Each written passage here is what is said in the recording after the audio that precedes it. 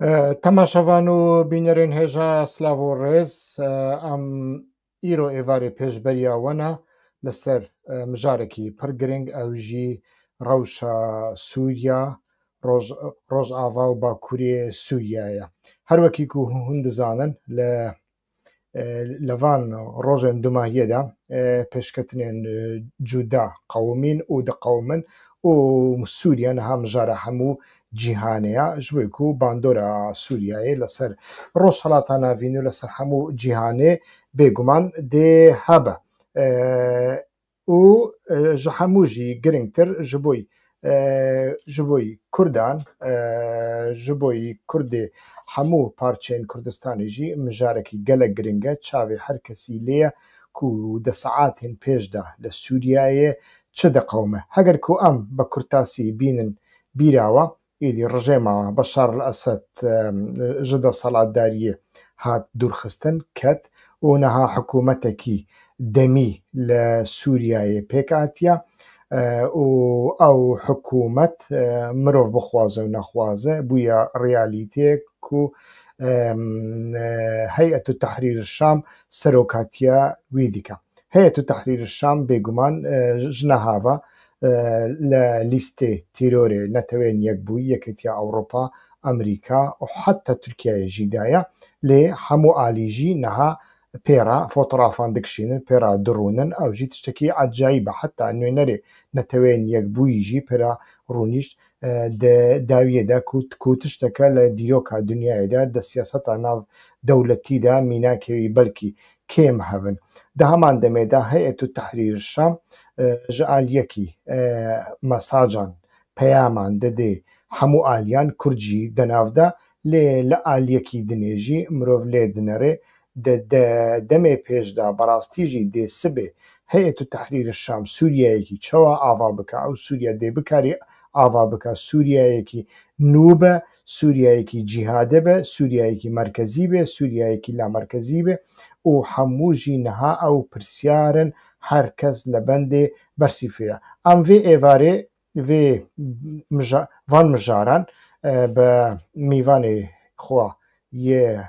hêja Şemal Beşîrî re gotûbêj dikin. Keke Şemal destpêkê tu bi xêr hatî.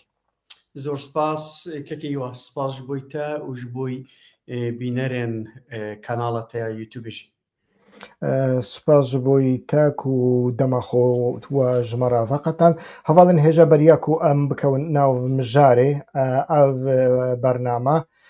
لەسەر فێسبووکê jî heye lê li kerema xwe heta ku hûn dikarin werin لەسەر YouTubeê bişopîn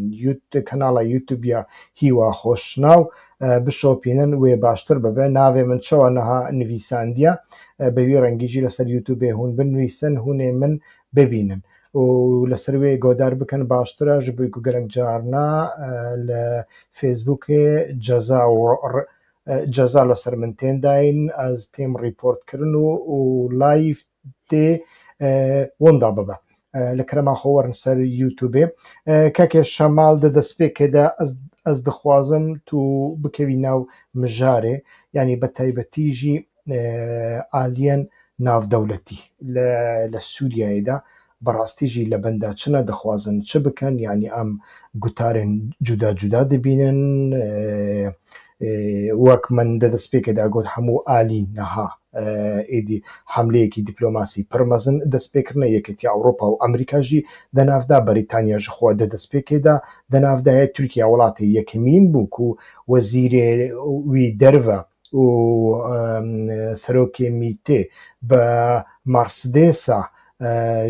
Colanî Ahmed el-Şer'a çûn li nava Damaskusê li nava Dîmeşqê de geriyan û qehwe vexwardin û di dawiyê de jî me daxuyaniyekî ecayîb ya Donald Trump dît ku piştî çend rojî dinê wê were ser kursiya destsalatdariyê gelo we çi jê fehm kirt? Belê kekê wa destpêkê de ez bîbêjim ku di wênayê yekemîn de navbeynek navberek qeliştek di nav siyaseta legal ê cîhanî وسياستها وشرطي عن سياستها استخباراتي ده هي يعني تشاوا بگومان وقتی تدرس بکرد آماده بکرد یا علی کو سرکشی و قناعت دکه علی که کدلیسته ترور داویه از بخو کسی که کدو سال لسر سوری از لکولین دکم جبوی همی سازین نکتن سیاسی بیلاز بوی سازین ما فمروف کو جبوی هرمن ایدلبه علی کارین مروفی دشاندن جبوی سازین کو بتایبت ارتج هر داوی کو لترکیه و لسوریه هات اوقاس زیان و آزار و تش بخورانی پرزگی که هر اشتراک او بو او آلیکاری چاوا گرک بین شاندن جبوی هرمی کی کو دبن دست سازیک پارتیک رخصنک ده که دناو لیسته تورر ده یعنی ده هر آلی کی ده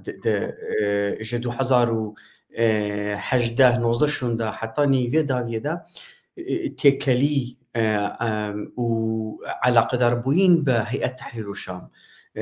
و هرمین کو دبن دولت ویدا لقيت لي بها عطب آوكرن حتى مبزقيك سركيبو لأوناي بيباتايكو سازي ورخصتنا استخباراتي جهاني بفي سازي درا دتكلي دانبون قالك سازي دهاتن دچون دبلومات هزن استخباراتي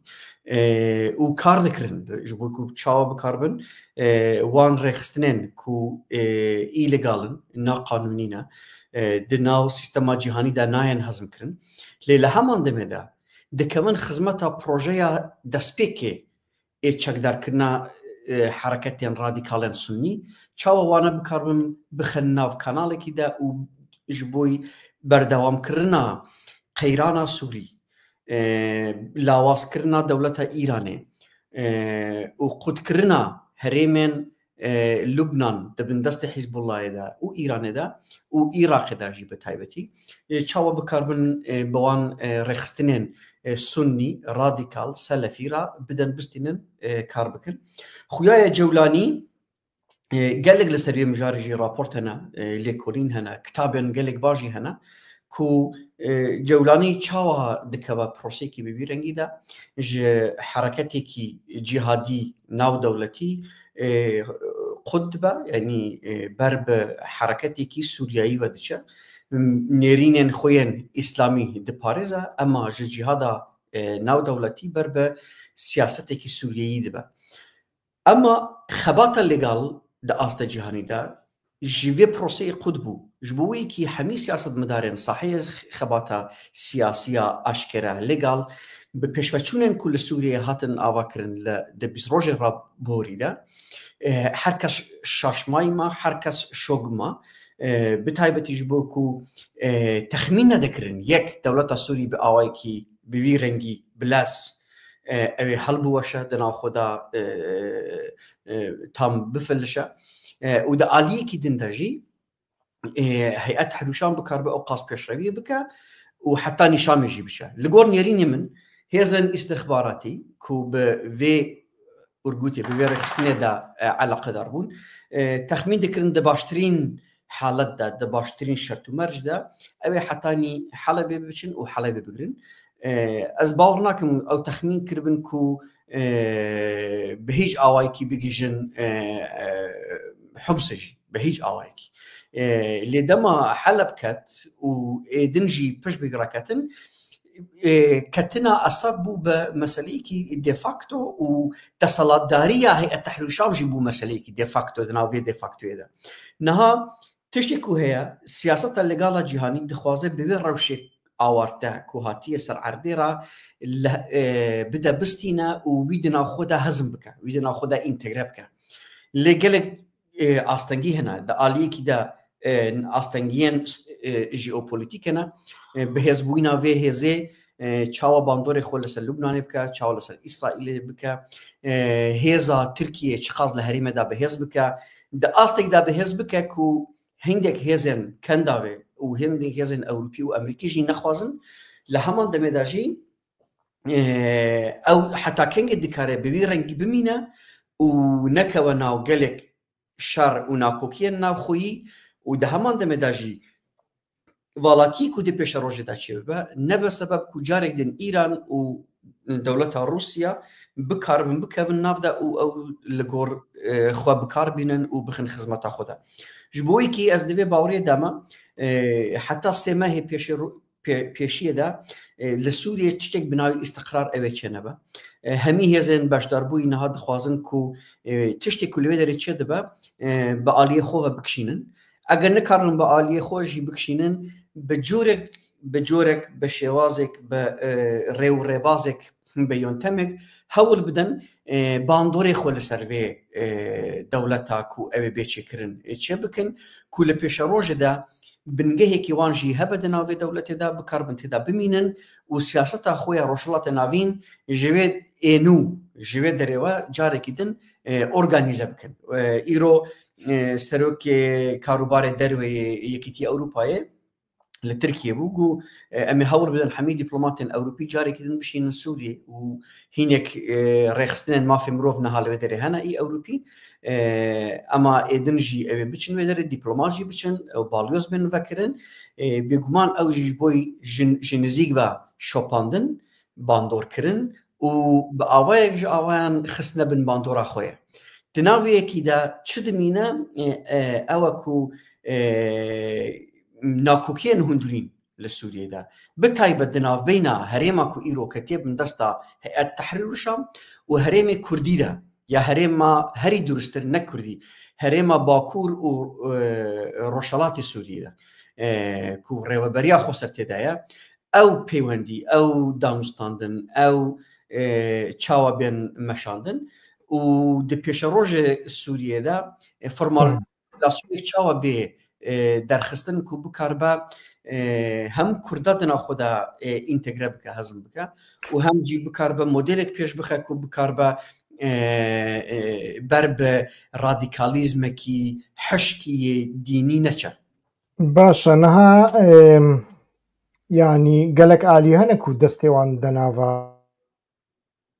بيلانا سوريا إذا هي دست بكده حتى نها يك جوانجي دواري استخبارات إذا لقوري باور يامنو قناعتي من هري جدا استخبارات بريطانيا يبو لي أو بميترا بهفرا دمشان لأنها دواري براتيك إذا بيجو من إسرائيل هي زكيوية عروج لسوريا بومبا باراندكا وقاسي هاتيا بيش يعني إنسان يكو دمشق نعسكر بن از بخود شو متدا ماما و پرگریاما يعني 25 كيلومتر معنا بجيجة مركزة باجر دمشقي و لسر جبل شيخ أنا هاد لسر جبل شيخ توب يعني قرك ناكا موشكو بالا فر توب جي دقيجة نافا دمشقي و تو بدربينكي باش دكاري لنافا كولان دمشقي جي بناري إسرائيل بگومان هزکی وسایلی يعني آلین کو هری زیده دکارن باندوری وان هبه و کارودان کم چه بکن و به همی آلیان را بکارن دانستان دیام کن آنجی بپرانی آلیان را بگومان اکو باندوری وان هری زیده هیا امریکا و ترکیه لگوری باوری من هگر کو تو تفلی نبی تو دکاری نرینه خلا سر زیده بکی نه دناف برا امریکا و ترکیه هیدا نەخشەیەکی چاوە هەیە یعنی ئەمریکا و تورکیا مرۆڤ چ قاسی دەکارێ بێژێ نێزی هەفتوونە لەسەر پێشە ڕۆژە سووریای ئانجی لەسەر دیزاینکردنا سووریای بنرخاندنی تدا کەکی واز هەڤرامە بەتایبەتی ڕۆڵە ئیستخباراتە بریتانی دەناو وێ پرۆژەیەدا دە هەمان دەمێداژی هەفدیتنێک بە جیمز جێفری ڕاهەیە برپسیار کاروبار سوری دما دونالد ترامپ دا جیمز جيفري لبي قناغ دا يعني قناغ بري بايدن بسركار بهوري بحث دكاكو دبي قناغ دا چاوا تكلين راست بجولاني راحتي آواكرن رولاوي دوان تكليه دا بكيجان آواي بويا پیامن بچه رنگی جراحاتنا شاندن و پیامن بچه رنگی جوی درجی گرتنا جبوی کی ام دکارنوی کی جبیجن اگر جیم جفری تشتک بوی رنگی برسمی اعتراف بکه اگر راست راز جینبا ام نزانن لی اگر راست راز جینبا ام دکارن بگمان بیجن راست تکلیه کی دولت امریکا جی به پیشوچونن کو لسوریه چونه هیا يعني جرك أمريكا جي أم دبي در نخن وتشتي كونها هي أزبارم چارگوشه كيا گۆشەیەکی وی بەریتانیایە، گۆشەیەکی وی ئەمریکایە، گۆشەیەک تورکیە و گۆشەیەکژی ئیسرائیلە. وەز باوەڕم ئەو چار گۆشە هەنە کوونەها هەری زیێدەتر هەوڵ دەدەن پێشە ڕۆژە سووری دەستنیشان بکەن. ئیرۆ ڕپۆرتاژ یا ئەنجی هەفدی چاف پێکەفتنا یەکەمین یا دەرحەقی سووری بە دۆناڵد ترامپ ڕاهاتچێکردن. دۆناڵد ترامپ دەبێژێ ئێک و کلید مفتیە پێشە ڕۆژە سووری نەها دەبێریکی ئەردۆغاندایە و دەبێژێ ئەردۆغان بە ئاوایەکی گەلێک زەکی کاری بوو و ئەسەد هەڵبۆشینە بێک و هەزینەیەک زێدە ji bo wê yekî bide û niha êk û di merkezê de ye Tirkiye ew jî rast e wekî tu dibînî niha Tirkiye carekî din bûye merkeza dîplomasiya Rojhilata Navîn hemî siyasetmedarên herêmî hemî dewletên herêmî û navdewletî rojane ber bi Tirkiye diçin û li Tirkiye ve behsa pêşeroja Sûriyê dikin. Ew hem ji bo Tirkiye ev bi avantaj لێ دەهەمان دەمەدا ژی دکارە gelek dezavantaja jî bixwarabîne. Hem dikare tiştên erênî bixwarabîne, tiştên pozitif bixwarabîne û dikare tiştên nerênî û tiştên negatif nebaş jî bixwarabîne. Ji bo dewleta Tirkî girêdayê ew çawa dikarin qeyranê Sûrî îdare bikin di navbeyna Heteşê Heyeta Tehrîr û Şam û di navbeyna Ceşî Quwat Sûrî de çawa dikarin nakokî navbeyna wan kontrol bikin. çawa dikarin quwatê cêşî Sûrî di nav supaya nû ya Sûrî de entegre bikin, adapte bikin û ev parça parça bûyîn ji bo ku tu dizanî Heyet Tehrîr û Şam eniyeke yek urgud nîne, yek hêz nîne ji dehan grupên cuda cudayên cihadîst pêk tê û ew jî bi xwe re gelek astengiya dîne. Yanî niha de qonaxek bi wî rengî de hinek rojana dibêjin em ê dijmina yekê hat ji ortê derxistin niha sereya dijmina mezin e yanî behsa İsraîlê dikin. İsraîlê dikin. û dixwazin ew rewiş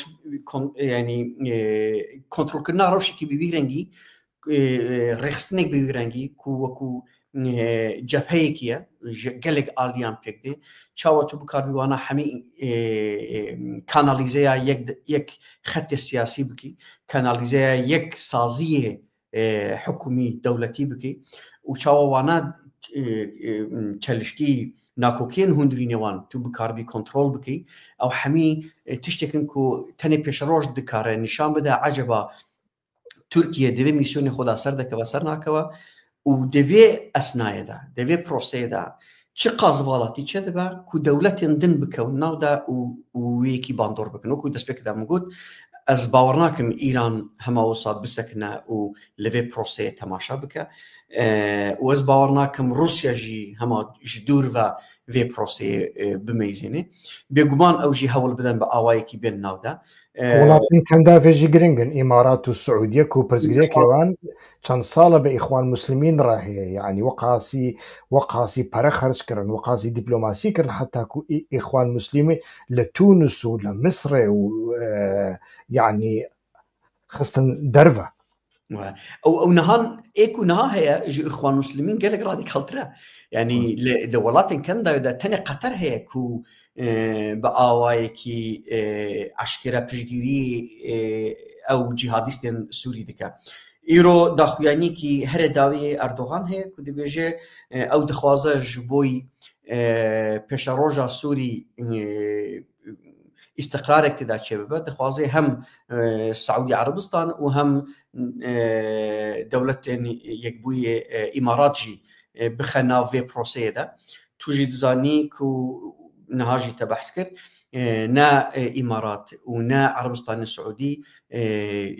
keyfa wan bi wan rêxistinên radîkal cihadî naye û evên cihadî jî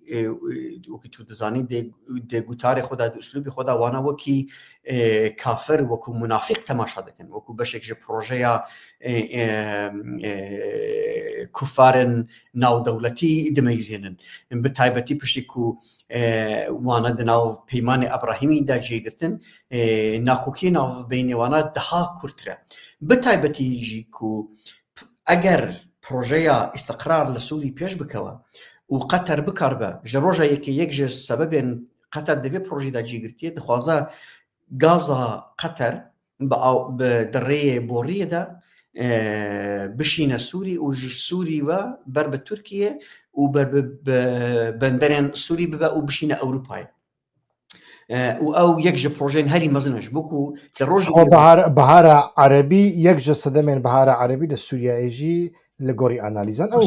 درسته ونهار بيجن صدي بيست جي انرجيا غازي اوروباي يجملي قطر ويدي تامين كرن وبشتي شرق اوكرانيا غازي قطر قال جرينجياوي زيادتر بويا كمتر نبويا واوروبا بيستيوي هين زيادتر دمبلي استراتيجية انرجي دا تأمين استراتيجية انرجي خدا بيستيوي بانرجيا قطر هي جبوي كي بهزبوينا هين جي ايرو زيادتر يا قطر او جي دقال برجواندين جيوبوليتيكين عربستان السعودي وإمارات جي ناكوكا نوسا وباقي مصر جي ناكوكا جبوي كي إمكانك وقالك دولة دن بكا والناودا وهول بدن بيكي بخن بن باندوري خدا أو إمكان جي هي وأزبارم دس سمهي بيشرو بيش مدى أجر دولة مركزية شامي نكاربا فورمولاسيونك دافي شبكة أوتوريتي إخوة بسر حميوان أرجود سازيان أنيان أو داسا بينا تحكم بك دايتما بك سوري جاري كدن بر بشر النافخوي وبش أو إمكان لك زي أو برجرينجات تعني جيكي خوش جبويكو أحمد الشرع الجولاني لإدلي بدا قافاكو حكومة أفاكر حكومة إدليبي يعني أو حكومة لسر يعني بقولو قلستانا أفانكر بديالوج أفانكر يعني كسن كوج نزيك وروجانا بيرن إدليبي دنافوان شان صالين بهورتي دا تعقيب كربن دزاننكو براستيجي بزبري زوري أو حكومة أفاكريا و دواري سياسة مركزية دا إنسانكي بربر حاكمة وحاكميتي خوجي لسر حمي جروبان بيرنجي تشيكريا حتى قافاكو تركيا لعفرين روبروية برزقرية كان بو آريكاري لهيئة تحرير الشام خواست كل عفرين يجي هنكي دسبلين ونظام جوارات شبكة أو يك بربر جرينجا لأنها أو يك دبكو جبوي تركيا جبوي إسرائيل جبوي أمريكا يجي جرينج به هجركو أو دسبيك دا وكما قوت أنجي ام پیش بینی دکن استخبارات هری بالا دست کو لیستوکا سوریا ایدا دسپیک دستوان هبویو و دسپیک دبا احمد الشرع لهف کربن لسرویکی لینها لگوری يعني او طابلية كوا نرخان دروشك يوصى دا كونا ديارة بيقو من هزن دنيجي هبونا وان هنكي جرينجا از بحثا هزن سورياي ديمقراطيك دكا يعني هزن سورياي ديمقراطيك لغوري باوريا من جرينجا جبويكو هاگر مروف لبناري دروشك يوصى دا كو تنزاني برفكيجان عالية دچا هاگر كوج كنترول دركت گرك هزكي دني دستيت دا هبه هري كم بكاره كنترول هنكي وگرين لسدي 40 لسدي 20 لسدي سي بجي انها احمد الشرع داخل خوا هري دا بحثا انشقاق يعني جدابوني دناوا هزن سوريا ديمقراطيك دكا داخل يعني هري نو ساعتين چند ساعت بريانها قوت كو هرك جبويكو سوريا كي يقرتي ورم سوغر كرن و مونوبولا تندوتيجيه يعني چكداري تاني دست دولة دابه كو او سياسة هر دولتك يا بيقومان دولت جبويوه چه ده بكو مونوبولا تندوتيجيه بكا ليك دستي دا او دوه لبوناوه جي خلقين دناوا هزن سوريا ديمقراطيك دا جدگرن دف جكار بردن و ورن تفلي ارتشا سوريا ببن ما بس تيوي ارتشا كو لبن كنترولا احمد الشرع حكومتا ويا دوه دريدا تنابيني ناكو كيك دا سبيك دا دناوا حكومة دمية سوريا و ام بيجن ديتنين انجي بلان امريكا دا دسبيك دا هبن دەستپێکی گرنگە ئەمزان يعني از دخوازن تشتكي دنيجي إلى سرزدك يعني تنابني أحمد الشرع عنجي حكومتها دمي براستيجي قتي اسمايا دنا برا تركيا أمريكا دا رك از دخوازم یکی بیجم داخویانی هری داوی کتو آماجه پیکر ککیوا پشتی چه ده پشتی یک تهدید دویا وزیری درویا ترکیه هاكان فيدان لدجي جولاني أحمد شرع قلت يرجع أحمد شرع ج سروكي بري سوري تجربة بقرا أو بخوت هديدك يعني چما جبركو جروجا دسبك دما أو بروسيا آزادي أنجي ساقط كرنا دولة بشار أسد دسبكر هێزن هەیە تەحریری شام بەر باژێر جێ گوندن کوردانە چوون ئەو تەنێ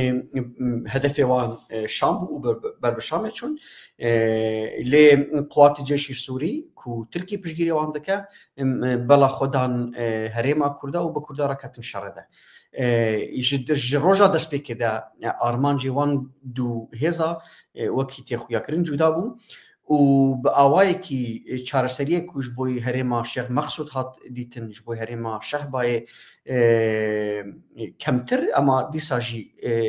bi awayekî hat derxistin dîsa di rêyê navbeynkariya ku Amerîkî kirin di navbeyna Qeseda û Heyet Tehrîr Şam bûn ne bi ceyş û قواتي سوري بو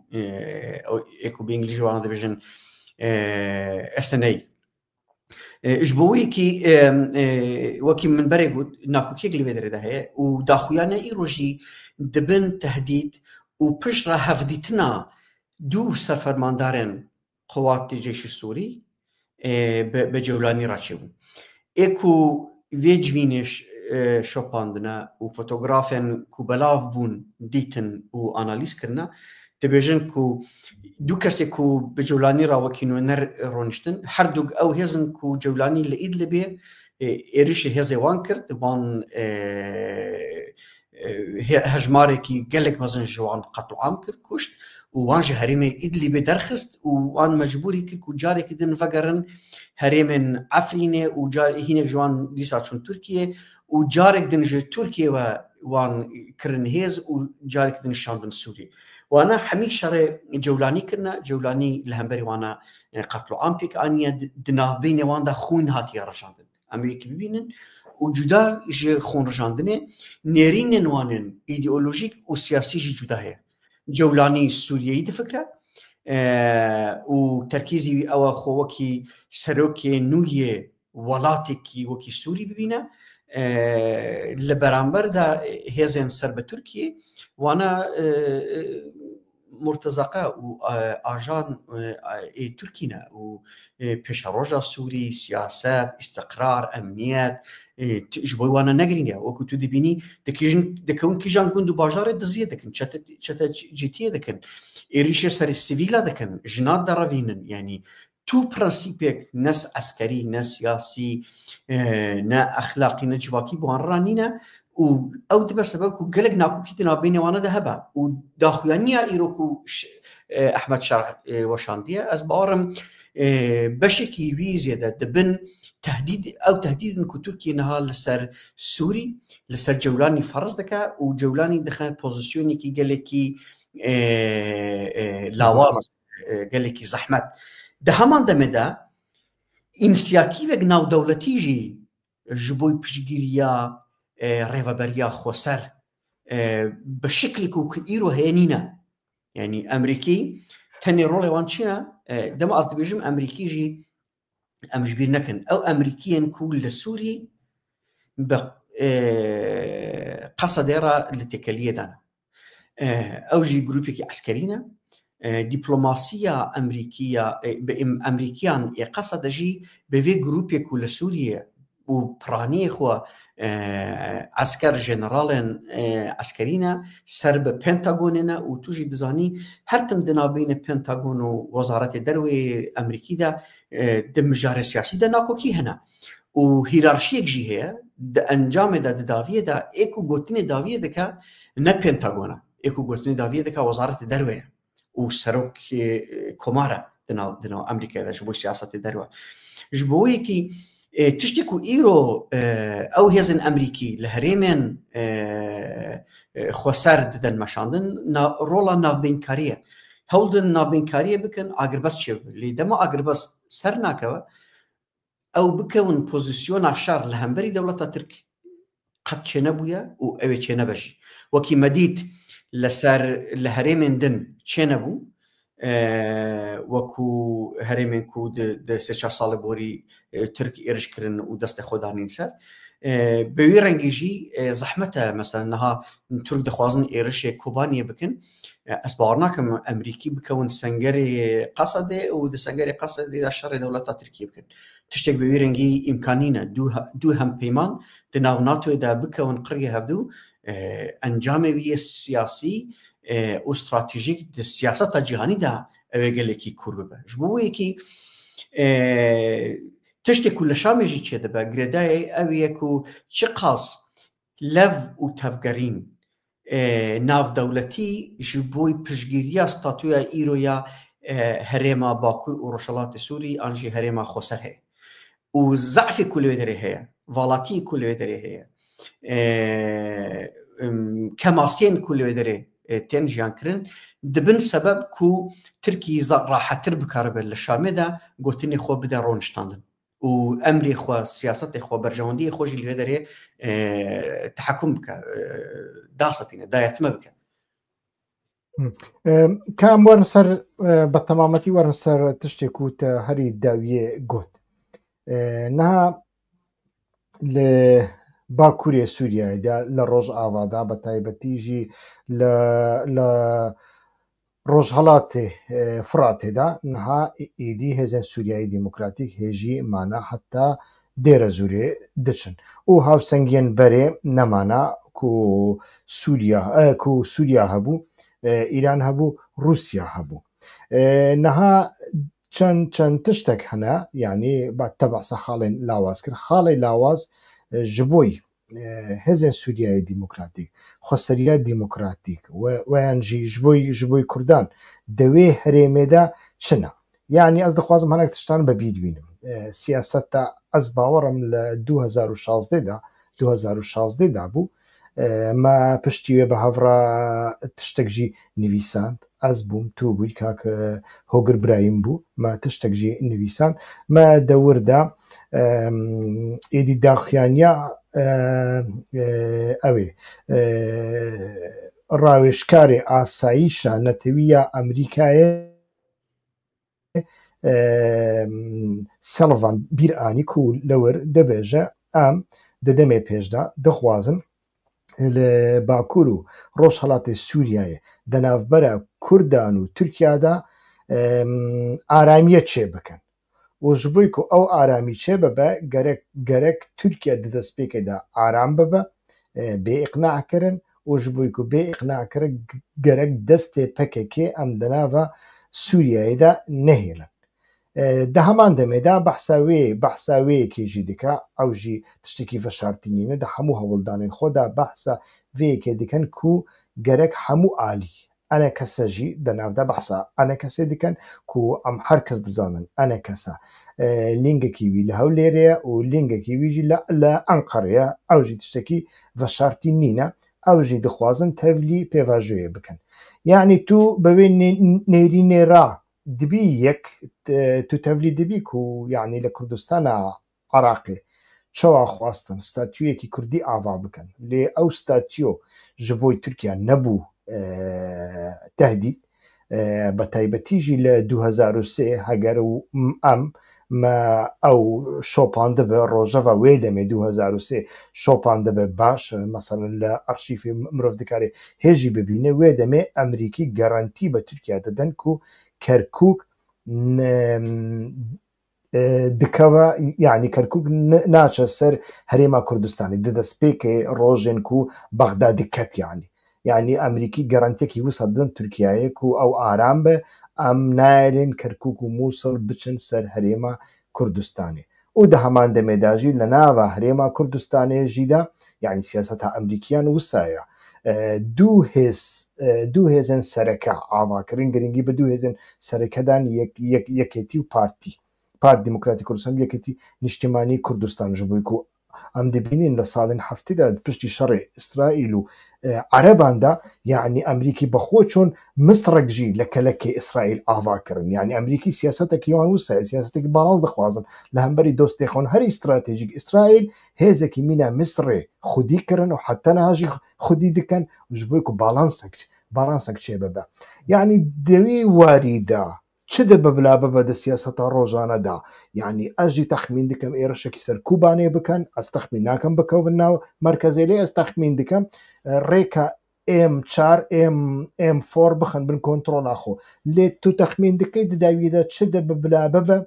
دیسە احتیمالێکی دووباری یعنی هەگەر ئەمریکی بکارن بێگومان ئەمریکیان ئیرۆ ئەمریکیان بەریە 20 ساڵی نینە و تورکایە لە سووریایە یا ئیرۆ تورکایە بەریە 20 ساڵیژی نینە لە عراقی گەرەک ئەموی فاکتۆرێژی بین بەرچاوێخۆ مرۆڤ دکارێ تەخمینێکی چوا بکە ژ بووی دەمێ پێشدا ینی تشتێک و ئەم گرەک زانبن چییە؟ ستاتویا کو ئیرۆ هەیە دەنگە باڵانسا هێز کو ئیرۆ هەیە ئی قۆناغێ بەرێ ساقت بووینا ئەسەدە هەلوەشەیینا دەسەڵاتی ئەسەدە بە هەلوەشەیینا دەسەڵاتی ئەسەدوە ئەم نکارن سیاست لەسەر بنگەهێ ستاتویا بەرێ و هەفسەنگیا هێزیە بەرێ ئەسەد بدەن مەشاندن یعنی نها سووریایەکی نو هەیە ئۆپۆزیسیۆن نەمایە دەسەڵاتێک نو دێ چێکردن و گەرەک هەڕێڤەبەریە خۆسەر سیاسەتە هەرێمێن خۆسەر پێویستی بە گوهارتنیان 180 دەرەجە هەنە یعنی پێنگاڤێن نوویە استراتیژیک حەوجەیە چما ji ber ku ساحەیە سیاسەتی هاتیە گوهارتن هەفسەنگیە هێز هاتیە گوهارتن و ئاکتۆرێن ناو سیاسەتا سووری هاتنە گوهارتن و ئێک و بەرێ تەنێ جیران و پشتگر بوون ئیرۆ بوونە ئاکتۆرێن سەرەکیە سیاسەتە هوندروینە سووری وەکی دەوڵەتە ترکی ئەم نکارن حیساب ژناوە شوندا بۆی ترکیە نەکن وەکی تو دەبینی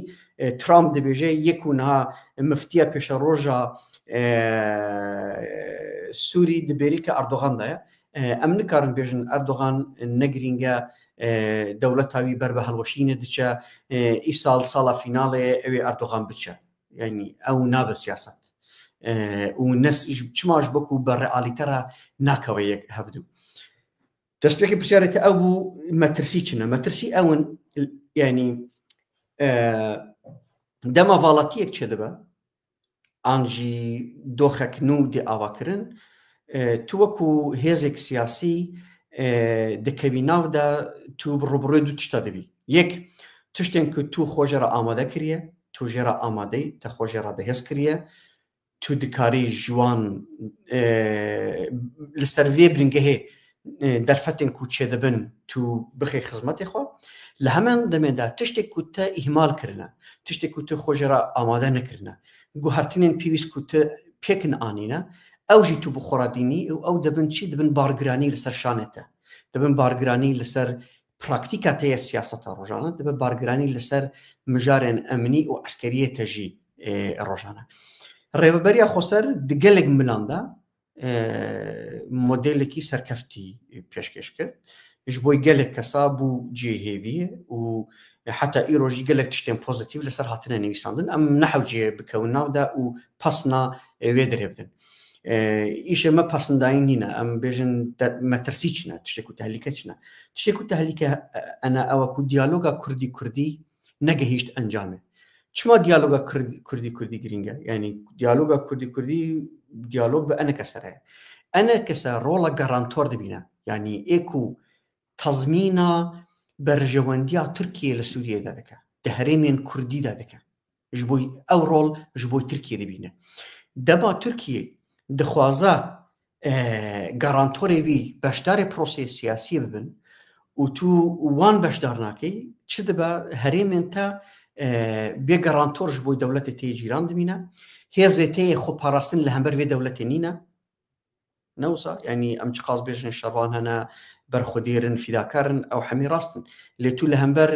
فروكين اف 16 تو شبكي تو نكار خبري هروك مديد لمن بجيم دورج برخداين تشيبو او قاز فداكاري كرن انجام دا 10 سال 12 سال آمادەکاری لە منبەجی چێبوو تونێل چێکردبوون 8 متر بلند بوو دە ئەنجامدا پشتی 2 ڕۆژان تو مەجبور بەر بدەیت چما چوتون نکاری خۆ لەبەر بگری دەوڵەتێک بە هەموو هێزی خۆ بە ئەو قاس چەتەیەن هەمی جیهانی کۆم کردێ دینی سەرتە تو چاو لەبەر خۆ دەدەیت ئیمکان تونێ ژبوویکی بە هەمان ئاوایی کو لە سەرەکانیژی مەسەڵەن مەدی سەرەکانی چاوازی دەستێک ڕێبەریا خۆ سەر برد ئێریشی کوات چێکرد نەها ئەو دیالۆگا کوردی ڕێبەریا خۆسەر وەکی پرزگرێکێک و خستی درەنگیە وەکی ئەرتەلەمە کرێت لە گۆشێکدا نیە هەرتم بەوێ ڕەنگی دەدیت و زێدە گرنگی نەدەدایە دە ئەنجامدا ئیرۆ کوڤاڵاتیەک بەوێ ڕەنگی ژنوکاوە چێ دەبە ئەنە کەسە دەبە پرزگرێکە هەری سەرەکە گوتارێوی گوتارێکی سادی ساتی تورکیەیە دینە بەرژەوەندیان تورکیە دەکە مرکز و چەکردەیە سیاسەتەخوا بوی ئاوایی لە مەشروعیەتیان هەرێمی و ناودەوڵەتی دگەرە دیشە شامێ لە شامە دبینە و خۆشی وەکی ئالتەرناتیڤە هەرێمێن خۆسەر دبینە دە هەمان دەمێدا ڕۆڵە پارتیە دموکراتە کوردستانی عێراقی هەیە بارزانیژی هەیە بارزانی ji دوو مەه برێوە یعنی ئەو زانیاری دەستێ مندا هەیە من بەرێژ تڕژی گوتو دوو مەهبەرێ ترک دەوڵەتێ ترکیە bi barzanî re Kurdîne bi şêxên Sunniyên herêmên Dêrez û Reqeyê re li pêwendiyê dane bi şêxên Ereb eşîreyên Kurd eşîreyên Ereb ku li wê derê ne li herêma Xweserin bigiştî bi wan re li damistandin dane mesaja ji wan re dişînin peyamê dişînin ku eger rêveberiya Xweser nemîne eger pêye de li wê derê nemîne alternatîvê wan heye ew tên li wê derê ew dibin garantor û mafê wan lê derê temîn dikin û tiştek û îro qeseda nedeye wana ew bidin wan çi qas li praktîkê de dikarin bikin ew ne tiştê ew ne giring e giring çi ye lev û tevgerek bi wî rengî heye û ew valatiyeke ku tu bi xwe çêkiriye pirzgekê heye tu çareser nekiriye bi wê rengî maye pirzgeka duhem çi qasî ez dizanim 17 sala ew pirs di rojevê hemî hevdîtinên dîplomatîkên Emerîkî û Ewropî bi rêveberiya Xweser de ye ku kadroyên ê Kurdistana Tirkiye Kurdistana Îranê ku di nav refê we de ne di damûdezgahên sivîl de ne di xebatên cuda cuda de cî digirin gerek ew ji wê derê bên rakirin hînek car li hîndek devara de jî li hevkirin kirin yanî projeyekî Ewropî hebû ku fînanse dikirt eger rêveberiya Xweser rêveberiyên herêmî medenî bike kesên kadro ji wan tişta bigire ew alîkariyê maddî jî dikirin ji bo vê projeyê proja dîtin ew projeyê çi pêk nayên bi rovajî kadroyên ku ji Qendîlê tên meşandin di rêveberiyên cuda cuda da astî cuda da cî dikirin doh berêz Murat Qarêlan got têkeliyê me organîk nîne em ne li wê derê ne em ji wê derê vekişiyane lê her kes yani em xwe nexapînin û êdin jî nexapînin ew qas damûdezgehên îstixbaratiya cîhanê li Sûrî de kom bûne li herêmên ku dibin kontrola rêveberiya Xweser de ne wana rojane bilgî digirin rojane înformasyon digirin kengê kî hat kî çû çawa duzelemeyê çêbû kî berpirsiyarî digire kî dêşandin her tij wana dibînin dişopînin والله ez jî dikarim her roj înformasyonan bigirim hewce nake istixbaratekî we qasî mezin keçikekî Belcîkî hebû li Twitterê de rojane fotograf dadimî digot ew kadro Îranê ye ji vê bajarê ye hatiye li vê herêmê de bûye berpirsiyar yani bi fotograf jî belav dikir rasta yani min yek nas dikir xelkê Dêrsimê ye Kurmancî jî baş nedizanî li Swêdê ceza li ser wî heye cezayekî krîmînal jî yani li gorî qanûnê Swêdê û li Qamişlo bibû hakim yani tiştekî wisa ez jî yani bê li Ereb bê li Erebê Qamişlo Ermenî û Suryanî û êzîdî yani Kurmancî Kurcî qebûl nake tiştekî wisa mumkin nîne tiştekî wisa mumkin nîne lê ev gelek carna be meseleya نەتەوی تێ ئیفادەکردن ئەو نەتەوی بوونە و کەسێن و وەیەکە قبول نەکەن ئەو پیلانە بارزانانی و ئەردۆغان دەمەشینە تشتێکی وساژی تێگوتنیانی ڕاست ونها گەلکی بێژن مەژی بێژن ئەو بێناموستیە دەکەن خیانەت دەکەن گوتنی ترکا دووبارە دەکەن ئەو ڕئال پۆلیتیکە ینی سیاسەتە واقعیە تو دکاری خەونا ببینی خەونێ نەتەوی ببینی کورد هەمی برانە سترانێ شەریبانە کوردیژی گۆدار بکەی لێ دەما دبە شەڕ و ئێریل سە تێجێکردن سترانێ شەریبانە کوردی ناکەوە بەرژەوەندێتە نکارە تە بپارێزێ یعنی ئەز وسا دەفکرم کەکیوە دەما پرۆسەیە ئاشتی لە تورکیە چێ بوو هەم دەما بەڕێز ئۆجلان هەڵگرتن نۆتونە هەمژی هەرێ داوی 2013 هەردوو دەمەدا بەڕێز ئۆجلان چ گوت گەری چەکلمە چێ بە نەوسا هێزە گەریلا ژ ساحەی تورکی دەربکەون هێزە گەریلا بفەرمی دەرکەتن لە هەرێمێن پاراستنا مێدیا لە قەندیل لە زاپێ گروپ دەهاتن وان پێشوازی دەکردن فیلم فۆتۆگرافی وان دەهاتن وەشاندن کو ئەو قاس هێز هاتنە ئەو گروپی وێ دەرێ هاتیە گروپی وێ دەرێ مثلەن ji بۆی شەنگالێ بیرا من دێ دەما ئێریش وزاخن سەر شەنگالێ چێ بوو دیسە عینی تشت تۆرەنێک چێکردن هێزن کو ji قەندی لێ چوو بوون وان ئۆغرکردن خستن ئۆتۆبوسا دەشاندن قەندی لێ چما ژەستێک سیاسی بیرەنگی لە ڕۆژاوای کوردستانی چێنەبوو یعنی ئەو بڕاستی پرسگێکی جدیە نەها هەر کەس دەبێژە کابلا ئۆجلان دەربکەوە ئۆجلان مۆدلێک دەربخینە فۆرمولاسیۆنێک دەرخینە ئەو پرسگرێک چارەسەر ببە یعنی چما گەرەک حتا هەرتم پرسگرێک ئەو قاس کوور ببن تەهلیکە ئەو قاس زێدە ببن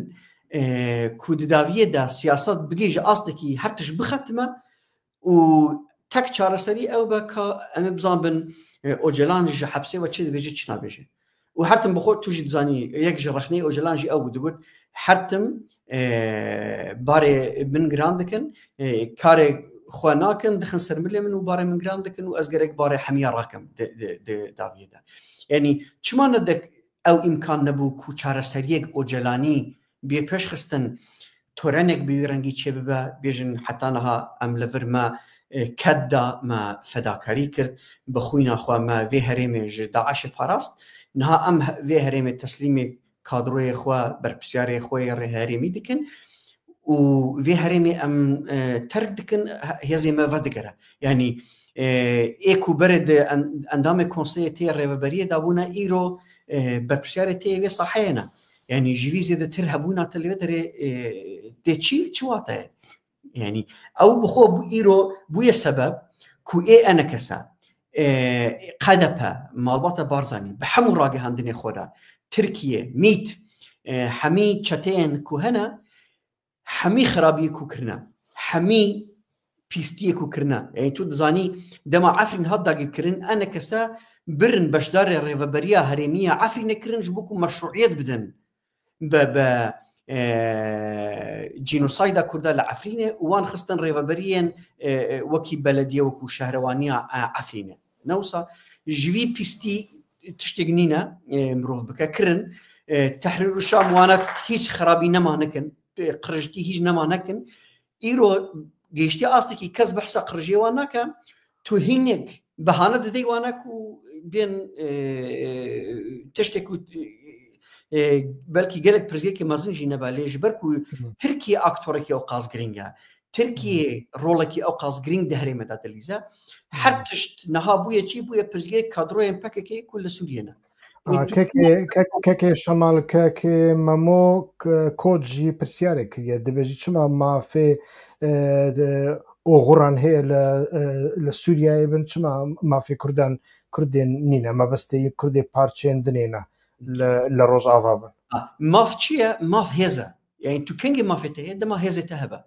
eger hêzê me heba li hember F16 da li hember dewleta Tirkî em bikaribûna herêmê xwe biparêzin dema dronek radibe dema teyarek radibe me karîbûna vê teyareyê bixin erdê û herêmê xwe biparêzin me vê demê dikaribû bêjin em wekû Kurd şertê me hene ew jî şertê me ne em şertê xwe jî danin bêjin bila Kurdê Tirkî jî li vir be lê dema siyaseta me yê Kurdî mesela her roj qeseda çi dibêje dibêje em hêzekî Sûriyeyî ne û em çareseriyê xwe di hundirê Sûriyê de dixwazin newsa tu dema hêzekî Sûriyeyî و چارەسەریە خۆ لە لێگەڕینێ تا دەهندوری سووریەدایە تو نکاری بێژی بلا هەموڵاتیان عێراق و ئیرانێژی بن لەڤر بن و لەڤرژی کار بکەن و بکەون ناو ڕێڤەبەری و دەسەڵاتداریەدا ئەو بە فەلسەفەی ئۆژەلان ڕژی ناکۆکیدایە ئۆژەلان دەبێژێ ڕێڤەبەری گەرەک هەرێمی بن خەڵکێ وێ هەرێمێک و خۆجیی بن خەڵکی هەرێمێ گەرەک بخۆ خۆ بدەن مەشاندن دەما خەڵکی وێ هەرێمێ بخۆ سازی خۆ ئاوا دەکەن ڕێخستنی خۆ ئاوا دەکەن چما کوردێک ژ سنە ژ مەهاباد ژ ئورمیە بێ لەوێ دەرێ ببە کادرۆ و خەباتێوان بدە مەشاندن یعنی پەکەکە وەیەکەی لە تورکیا لەناو خەباتە لەگەڵ دیقەت دکە مەسەڵەن بەڕاستیژی دیقەت دکە ینی پرزگریەکان ji بۆی خەباتێ لەگەڵ ئاوا ناکە هەگەر و کەسێک ژی پرزگریەکان ئاوا بکە ئەو کەسێکی شخصیە و حتا تەلەفۆنێژی لەسەر ڕناکەن مەسەر من چەند پەرلەمانتاری هەدەپا بەرێ دیتنە مەسەرەن گوتنە کەسێکی کو لە چیە بێ ئانجی دەناوە خەبات تا کەچێکێدا بێت تەلەفۆن ژمڕاوەکە ئەس تەلەفۆنێ لەسەر ڕناکەم هەگەر کوبوون بە خەڵەتیجی تەلەفۆن ڕاکە ئەزێ تەلەفۆنێ لەسەروی قەپات کەم و خاترژی ژێ نەخوازم یاین تشتێکی وسە تێ دیقەتکردن لێ ئەv یەک لەسەر کاتەگۆریا باوەڕیە و نەباوەڕیە دمینێ یعنی سنتڕۆ باکووری دەناوە پکەکێدا مەسەرەن ئەم دەناوە خەبات تێن پارچێندنێدا دبینن مەسەرەن لە ڕۆژ ئاواژ لە ژ بۆی ڕۆژ هەڵاتجی مەسەرەن گەلک جار نوچە ژمڕاداهاتن دەگوتن کەکۆ پارتیەک هەیە بە ناوێ پەژاکەی لێ فەرماندارێوی عسکەری و فلان و بێوان کەسێکی باکووریە مەسەلە لە کوردستانە عراقیدا مەسەرەن بەرێ دکتۆر گۆڵپی سەرۆکی پارتی چارەسەری بوو دگۆ مەسەلەن گەلک تشتان دکەن خەبەرێ من پێنینە هەیە من ژێنینە مەسەلە ئەو کەسێک و ئەو دکەنجی باکووریە ئانجی یەکی باشووری خستنەس ناو پارتیەژی لێ تشتێک دەستێوی دانینە ئەو گەر و گرێدایە منتیقە ئانژی ڕیالیتە وسە یعنی بێگومان دیسانژی ڕەوشا ڕۆژ ئاوا گەرەکی هەنێکی جوداتر بەش بێ ئەو کادرێن ڕۆژ ئاوا بژبەرێدا دەناوە پەکێکێدانا باندۆرە ئۆجەلانجی لە ڕۆژ ئاوا جوداترە لە باکوور باندۆرە ئۆژەلان ئەس بەخۆشی لە ڕۆژ ئاوا مامە باندۆرە ئۆجلان باندۆرێکی ڕۆحیە باندۆرە ئۆجەلان لە باکوور لە گۆرمن ئیتیفاقە زێدەتر ئیتیفاقە لێ ئەموەرن سەر مەسەلێ ئەنە کەسێ ئانجی کەسێن کو دەناوە خۆسەریە دیموکراتیک جێنەدیتنە جێنەدانێ ئانجی غەیدینە ئەمووی هەنێکی شڕۆڤە بکەن یعنی بە قاسی و ئەس دەبینم نزانم تو چه قاسی پێڕای یعنی ئەس نابینم بەڕاستیژی ئەس جدی دەبێژم یعنی سەرۆکاتیە ئەنە کەسێ گەلک ژوان هەنا بەڕاستیژی یعنی کارێک و دکەن کارێکی تێکدەرانەیە کارێکی خراپە لێ دەناوە ئەنە کەسێ بەڕاستی من هەنێک ئینسانی نیشتیمانیژی دیتنە ینی ئینسانی نیشتیمانی نەدەخوازم شتێکش بۆی سووریا و ژ بۆی کوردان و ژ بۆی هەرێمێ بێکردن لێخویا دیکە ئەوژی هەنێکی بێچارەمانە یعنی ji bo ku ew avîtine derve an jî cê nedane û mecbûrkirine biçin cêyekî dinê yعنی mumkîn e wiqasî doktor û muhendîs û rojnamevan û mamosta di nava ene kesê de cê bigirin ku her kes dikare serokatiya wî di destê mîd daye di destê Barzanî daye ya dinê jî tiştekî dinê dixwazim bibêjim yani ez berastî nêrîna te merak dikim yeketiya netewî yeketiya Kurdan em Kurd hemû yekin xîtabeke ku pekekê çêkiriye yani pekeke berdewam elxaman mîn mayînan çê dike û ew mîn ew mayîn gelek carna bevî de diteqin gava ku tu bêje em hemî Kurd yekin ez heqê min heye biçim her parçeyekî îro jî Barzanî tê ene kesê li hemberî te bikartîne kirim rast yani tiştekî sosyolojîk heye dibêje gelek giring e dema mirov şera tiştekî ku dike د پرۆسەی شەڕکردنا لە هەمەرویەکی ڕەنگی وی نەگرە تایبەتمەندی وێ تشتی نەگرە دەزانی ئەس باوەڕێ دەمە تێکۆشین مجادلەیە و پەکێکە لە هەمبەری دەوڵەتە تورکیە مەشاندیە دەوێ پرۆسەیەدا هینێک مەنتاڵەتەیە دەوڵەتە تورکیەژی هاتیە ناو ئورگوتێوە چاوە تشتێک و سیاسەتە تورکی ئانژی تایبەتمەندیە سیاسەتە دەوڵەت تورکی چییە gelek bala xwe dida hêza hişk siyaseta hişk tam bi rova jî û îraniya îranî mesela her tim hêzê nerm bikartînin ne wisa بروواجی دولت ترک قبل نزیک دبه دگلگ ملاندا از دیو باوری دامه پک کجی او تایبت من دیجی دولت ترکی گرتیه و قبل نزیک دبه إلا جرك بس شخص جاري كي دريفة با برز أوجلان دو أخفتنا بك هناك أسنك بوين بيش بخينا بيش را دريهات مقابات كرن إدي أسنك بوين نامينا حتى جاري كدن دري دي فكرن يعني هذا بروسي دي ديوركا باكا كيدا أز دزانم بدهات جارا داخو يعني هاتي داين عشيرتين كلها مربكة شك راكرنا دناو ديفيت شك راكرنا داجي خون هاتي رجاندن يعني دستيوان قرجيا بخوينة قريلا صوربوية لديسا جي جوان رعفو هاتي درخصن قلت إن أما وان عشيرة عفو بكن أم دخوازن بوان رلهف بكن هندك بروسي هالبجارتين دا چون لوان را خواستنا كورن بجداري بروسي سياسية ناف خبات اللقال لتركيا ببن برندامي واجب لاهبه بجداري جي كرن دنگي خوداش دمجي تحرش قد تشتق نما يسرتنين تحرش قد براد بيجيكا أما كونفرانسي كي نتوي يقبكن اللي دو بارتي سي بارتي دناف أنا كسيدة كو أزبارم حميد رجاوية كردستان توبيني بدي كلكي هفدو هالبجاردين شبابا وانا خوب بتشرين بجاربي حرتشتكي بكن نكارن جبيس حزادن غازياتر بستين جبوكو يا بيكي وانينا ميلاد دروي وانينا تاني قوتنين كو ده سال بهوري دا كرنا خزمتي كو وانا جبوي دولتها تركيا كرنا شقاز لهمبر كاد وأماكي قالي رجاوي كردستان ساكنة تو تاني قوتني وانا رجانا بلاغ بكي تيري ويدك كو قد دنگي وان دربازي 10,000 دنگاجي نبا چما تو نكاري وانا دنا خدا بحويني چما تو نكاري وانا انتگري خوبكي نوصا يعني بلكي بيجن وانا ناخوازن برياري وان دستي وان دانينا لي تو گرك فورمولاسيون كاتبا پیش خستن ريو ريباز كاتبا جرباندن كو اگر او جينهاتنا ايرو سوجي نكا وسر ملي قصدي نكا وسر ريو بريا خوسر لانها سوج چيه سوج بويا او دبيجن جاليكي وكردي سوري هنا نكارن بين ناوري بريدا جي بقرن نكارن بين الهريمه خوسر كاري سياسي بكن لكردي هم ولاتي ايران وتركيا هنا روجيلي دردا دين دچن عراق جينا عراق جينا من نظري عراق هذا ظلم تمام لهري زي بحثا بين ايران وتركيا وانا دين لبر غراف دقرن دبن بر بسيار وهرش دستيوان ده يعني ام يعني او حكيم بشار ازبورناكم جيوي قريشتر سياسه المدار للجهان ده هبه يعني نقد ناف كل هذا دي جهان ده انساني كي اوقاس ريجا اوقاس ببرنسيبه لي تيساجي جريك سياستك هبه هرنبا هيج نبا سياسه ريبريا خوسر او با في دنا في انا كسيدا بارشبوين تشكرمان هر هيج نبان ايكو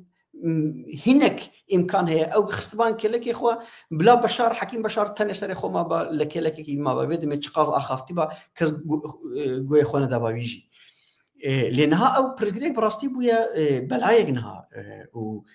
وانا حمي قرك بحبره باكيجك او باكيج شيا تشاوري وبريا خسر جنها وشندا تقاز درنجي بويا قال لك درنجي بويا تشاور جنها وشندا هول ده خو بسياسة الرئال يا كوهاتي أفكرن سياسة نويا الرئال دنا سوريا ده شاو تقاز دكاره خو أدابت بك تقاز دكاره خو إنتجر بك وكيجان ريو ربازة بكاردينا جبويكو دسكفتكو هنا جداس نتشن أم نابج دسكفتي مازن تبين دس خستن دسكفتكو هنا أو دسكفت هري كان بيباراستن يعني أو قاس فداكاري او قاس انسان جان خدانا او قاس كد هاتي داين رنج هاتي داين زحمت هاتي كشاندن جرك داويه دا نه بسبب كو كرد ببكي هري زيدا حسك دستيوان دابا وهنك تشافكانيا باترول جبكو تشتكو دي خويا كرن ترك دخوازن كوبانيه بگرن اوي اريش خويا سر رقا ودير زورجي اوي دس بكن وروجانجي کتلێ وێ هەرێمێ تابانە وێ هەرێمێ خەڵکی وێ هەرێمێژی ڕۆژانە ژێرە ئامادە دکن و ئەم شاشمای نەبینن مەهێک دوو مەهێ پێشیامەدا لەوێ دەرە زەمینەیەکی ئەو قاسی جیواکی بێ ئاواکردن کو ئیدی چەمێ فرات نەبە سنوور بەلکو ئەو بکاربن هێزێ خۆ بینن و تحکم دەوڵەتان و حاکمیەتە دەوڵەتان و یا سووری بینن ڕۆژهەڵاتی چەمێ فراتێژی ئەس دەبێژم ئەو مەترسیژی گەلێک زێدەیە یعنی نها دەدەقێن داویەدا ئەم لەسەر چارەسەریە هەری مایندە بفکرن نها وەک ئەز دیسا بینم بینەرە بیرە تەماشەوانان یعنی ئێرش لەبەر دەریە لە گۆری من ئێرشێ سەر کوبانێژی بێکردن یعنی ئەس نزانم چ قاسی تورکیا بەخۆ دەخوازە بکەوە ناو مەرکەز ناوەندا کوبانێ ئانا لێ ئەس باوەڕم تەخمینا من و ئاگاهێن و دکەون بەردەستانژی زێتر ئارمانج ئەوە ڕێکە M4 بگرن و کوبانێ بەوی ڕەنگی دکەوە ناو چەمبەرێکی هێزن ئەمریکی تەنێ لە دەردۆرێ باراجە تشریندا مانە لە کوبانێ وەکشیان ژدۆڤە وەکشیانە ئیدی هێزێکی ئەمریکی و فەڕەنسیانی هێزن هاوپەیمانە ناودەڕەتی لەوەر نەمانە ئەو تێوێ واتایە هەگەرکو لەوەر ئێرشک چێ ببێش خۆ ئەمریکی جارێکدن ئەوێ خۆشی ناشین داخیانە دۆناڵد ترامپ هەیە ئەم تشتێکی ژێفام ناکەن ئەو داخیانی داخیانە ترامپا سەردەما ترامپا یەکەمینە ئانجی ترامپا نوێە ئەو داخیانە شخصیە ئانجی داخوێنە سازیان کابینیان و یا ترامپە ئەم هێژی وێ نزانن لێ ئەم دیسا بەگەڕین سەر ئەوێ ناوخۆی ینی پرزگەکەن ناوخۆی نەها هەرێما کوردستانێژی کەتیە ناو وێمژارێ تە بەحسە وەیەکێکێک و سێ چار مەه بەریانە هاتەکیلی بە عەشیرەتێن عەرەبان ڕادینانەش خۆ لە سیاسەتە عەشیرەتان پەدێکە پڕپڕ بەهێزە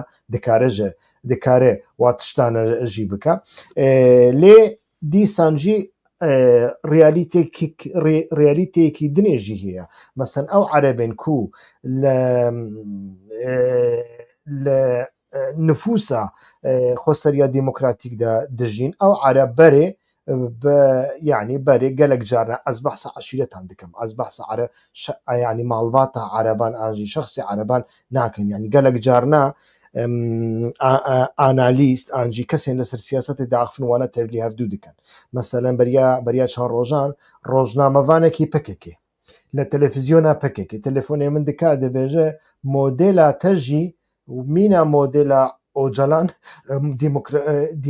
نەتەوەیە دیموکراتیک شکست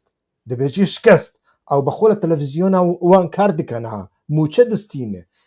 پرۆگرامیوی هەیە دەبێژی مۆدێلا تە و مۆدێلا ئۆجەلان شکست ینی بەحسە مۆدێلا دیموکراتیک نەتەو دکای دەبێژم چما شکست دەبێژە ژبێک و عەرەب هەمی دژی منە